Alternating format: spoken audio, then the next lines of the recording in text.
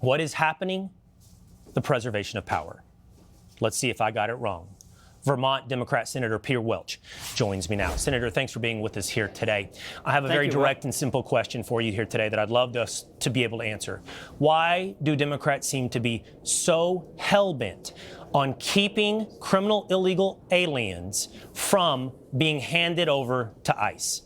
We're absolutely not. I mean, Vermont, we're not a sanctuary state, as you call it.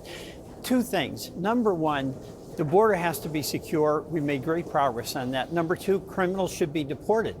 What the problem here is that the killings, we had 2 killings of really innocent people, and then a denial by Kristi Noem that there was any responsibility on the part of bad training. Really quick, Senator, because we don't disagree on this point. I do not disagree that a tragic incident, 2, happened in Minneapolis, Minnesota.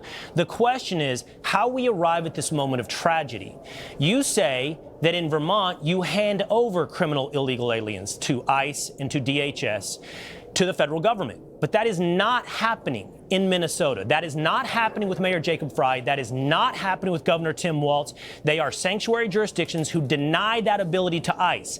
And then we start the dominoes falling, Senator. Then ICE has to go in with a team. Then they have to find the illegal criminal alien. Then you have your protesters who get in their way and impede the operation. Then you get these tense situations. Let me have a chance to weigh in here. Please. The bottom line here is that good law enforcement depends on trust and trust within the community. It also depends on cooperation. And when I talk to Vermont law enforcement, they're appalled.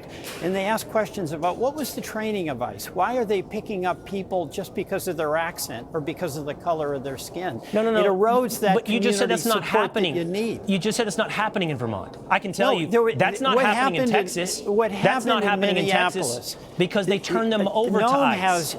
Noem has to answer some questions. How is it that her people were so poorly trained that when a man who was on the ground and totally under control was shot 10 times by 2 agents? Senator, that's a serious issue.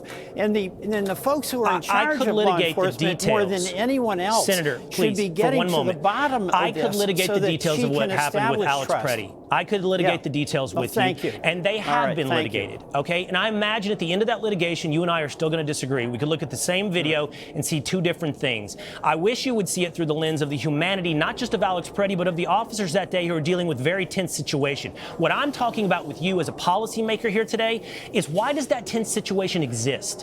Why are Democrats fighting to not turn over criminals to ICE?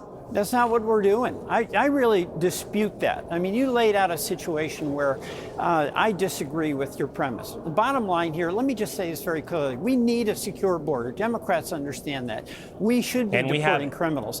And we do. And President Trump, I'll give him credit for that. And a lot of the folks that you talked about with this argument that it's a political change or that we're trying to hold on to power, that's totally bogus. Because in fact, a lot of Hispanics were very much opposed to what they saw as open borders. That has been changed. Now what we're having is a reaction to the overly aggressive, dangerous tactics that ICE is using, and that's a function of training. And for me, it's all summed up. Let me just finish with this. It's all summed up when Kristi Noem, without any information whatsoever, says that these are domestic terrorists. A 37-year-old ICU nurse and a 37-year-old mama 3. That is just unconscionable. I believe that Secretary Noem was wrong to come out and describe Renee Good as a domestic terrorist in the moments after that incident. However, I think this entire thing could be solved like that if Minnesota or California would behave the way that every other rational state behaves and doesn't defy the Supremacy Clause of the United States Constitution and says what you said here today, put your actions behind your words, that you're willing to turn over criminals to the federal government. We can solve it You've like got a that. point, all right? But that requires cooperation, and cooperation requires trust. In having this massive influx of agents, this is where I think the president made a good gesture yesterday, where he says, let's tone it down a little bit, let's withdraw.